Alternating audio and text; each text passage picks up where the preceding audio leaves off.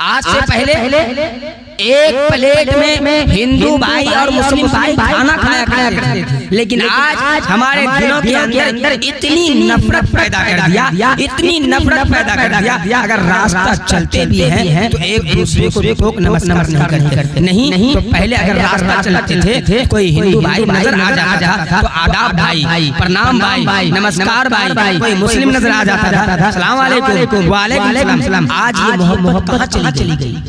आज ये मोहब्बत क्यों खत्म हो गई? हमने कभी गौर किया? आज हम लोगों के अंदर से, हम लोगों को दिलों के अंदर से ये उल्फत कैसे खत्म हो गई? क्या हम लोगों ने कभी इसके ऊपर सोचा? नहीं सोचा। इसका वजह यही है कि हम लोगों के ऊपर एक जालिम बादशाह मुसल्लत हो गया है जो जुल्म कर रहा है। कोई कहता है कि हिंदू खतरे में है, कोई कहता है कि मुस्लिम खतरे में है, लेकिन हकीकत अगर देखा जाए ना हिंदू खतरे में है ना मुस्लिम खतरे में है। हमारा हिंदुस्तान का संविधान खतरे में है।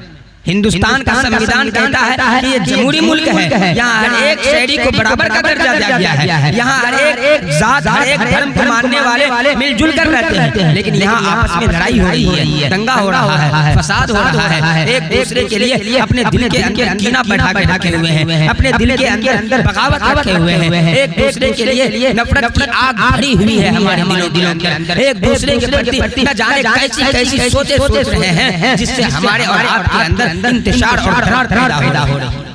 हम लोगों को चाहिए कि आपस में एक हो जाए। अगर हिंदू भाई पर खतरा है, कोई मुसीबत है, मुस्लिम भाई को उसकी मुसीबत में साथ आना चाहिए। अगर मुस्लिम भाई के साथ खतरा आ जाए तो हिंदू भाई को उनके साथ आना चाहिए। ये कहता है हिंदुस्तान का संविधान। कुरान कभी कोई बात ऐसी कुरान के अंदर नहीं आया कि आप किसी दूसरे धर्म के मानने वाले को आप दूर रखो। कुरान कभी नहीं कहा, न गीता ऐसी बात कही, न ऋग्वेद कहा। कोई किताब नहीं बताता है कि आपस में तुम इंतशार पैदा करो। सब किताब नहीं बताता है कि आपस में मिलजुल कर रहो। लेकिन आज हम लोग कहाँ चले गए? आज हम लोग किस माहौल में चले गए? आज हमारे दिलों के अंदर इतनी गंदी खुबासत कहाँ से आ गई? इसकी वजह एक ही है कि हमारा जो सरकार है, हमारा जो प्रधानमंत्री है, ये सही नहीं, ये जालिम है।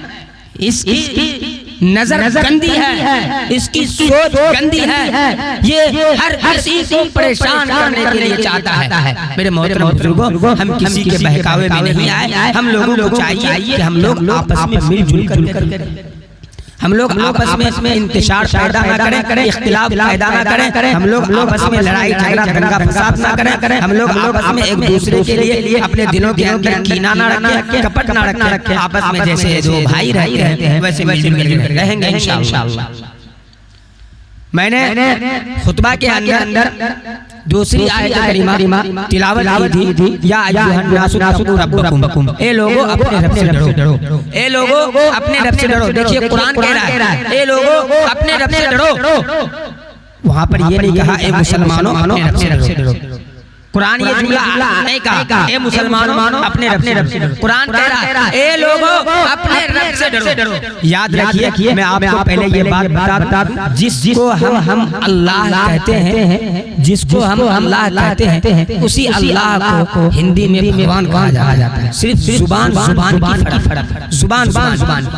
हिंदी में भगवान कहा जाता है, अंग्रेजी में गॉड कहा जाता है, संस्कृत में ईश्वर कहा जाता है। तो इस चीज को हमें समझने की जरूरत है। तो अल्लाह तबारक व तआला कुरान के अंदर फरमा रहे हैं या अय्युहन्नासु तक़ू, ए लोगों अपने रब से डरो। आज हम लोग कहाँ जा रहे हैं? आज हम लोगों का क्या हाल हो गया? देखिए आज ये मिलाद की महफिल सजी है, हमारे दिलों के अंदर अपने परवरदिगार का खौफ नहीं है। आज हम लोग अपना वक्त को ज़ाय कर रहे हैं, अपना वक्त को नुकसान कर रहे हैं। याद रखिए एक ना एक दिन हमें मरना है। कुरान कह रहा है कुल्लु नफ्सिन ज़ाइक़तुल मौत। अगर आपकी सांस चल रही है, एक ना एक दिन आपकी सांस को छीन लिया जाएगा। हम लोगों को इस बात पर यकीन है कि हमें मरना है, हमें मरना है, हमें मरना है, हमें दुनिया को छोड़ना है, हमें अपने माँ बाप को छोड़ना है, हमें अपने बीवी बाल बच्चों को छोड़ना है, हमें अपने गाँव अपने मोहल्लों को छोड़ना है, हमें अपने रिश्तेदारों को छोड़ना है। जब इस दुनिया को छोड़ना है, हम लोग जानते हैं, हम लोग इस बात को जानते हैं, हम लोग मौत से पहले मौत तैयारी क्यों नहीं करी? मौत से पहले मौत की तैयारी नहीं करते हैं? हमारे अंदर नमाज क्यों नहीं आ रही है? हमारे अंदर दीन का जज्बा क्यों नहीं आ रहा है? हमारे अंदर जनाब मोहम्मद रसूलुल्लाह की उल्फत क्यों नहीं आ रही? वजह यह है कि हमारा ईमान कमजोर है, हमारा ईमान कमजोर है।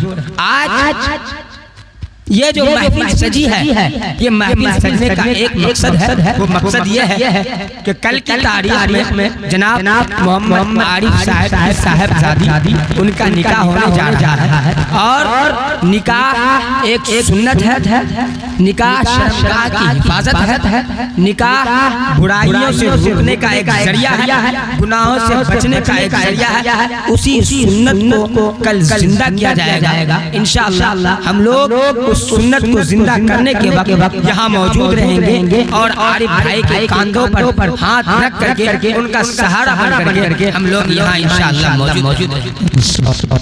देखिए हम लोग जो यहाँ बैठे हैं, ये एक महफिल सजी है।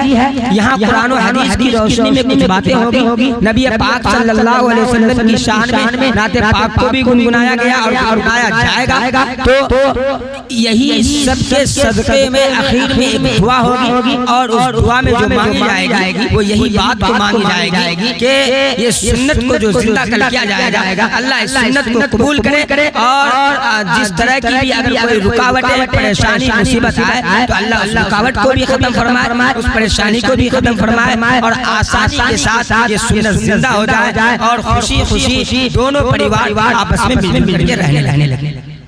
यही हम लोगों का आज यहाँ बैठकर सोचने का ये मंशा है, एक मकसद है। हम लोगों का बैठने का कोई दूसरा मकसद नहीं। तो मैं आप हजरात को बता दूं, अल्लाह के नबी जनाब मोहम्मद रसूलुल्लाह सल्लल्लाहु अलैहि वसल्लम इरशाद फरमाते हैं, बल्लिगु अन्नी वलो आया। दीन के मुताल्लिक अगर आपको कोई बात मालूम हो तो दूसरों तक पहुंचा दो, दूसरों तक पहुंचा दो। मैं आप हजरात को बता दूं, मैं अभी तक जो आपसे बात कर रहा हूँ, ये सारी की सारी बात दीन के मुताल्लिक बात कर रहा हूँ। हमारे और आपके लिए फायदा मंद की जो बात है वो बातें कर रहा हूँ। मैं आप हजरात को ये बात बता दूं कि आजकल जो शादी ब्याह होती है, शादी ब्याह जिस घर में होती है, अल्लाह की पनाह, अल्लाह बचाए हमको ऐसी गुनाहों से कि जिस घर में शादी होती है उस घर में न जाने कैसी कैसी गाना बजते हैं, गानाएं बजती है और उस गाना को सुनते हैं।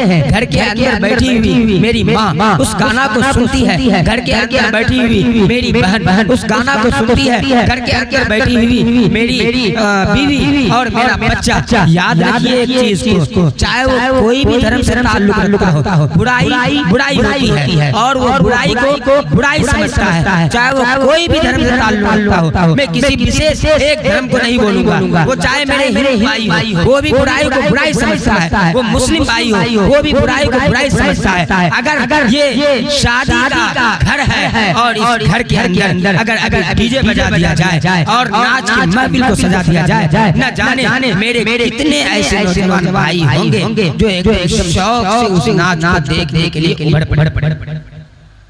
उभर पड़ेंगे। और आज ये मिलाद की महफिल सजी है, सामने खाली सोचने का मकाम है। मैं आप हजरात को बता दूं, अभी मेरे गांव में भी एक शादी है, ज्यादा तफसील में नहीं बोलूंगा नहीं तो आप समझ जाएंगे। मेरे गांव में भी कल एक शादी है और वहाँ मेरी कानों में, मेरे घर के बगल में ही शादी, घर के बगल में। जब मैं घर पे गया मेरे कानों में एक आवाज आई और वो आवाज इतना खराब और इतना गंदा था, आप हजरात भी सुने होंगे। हाँ, वो गाना में ये कह रहा था कि इनको पटाओ ये आर्केस्ट्रा का माल है।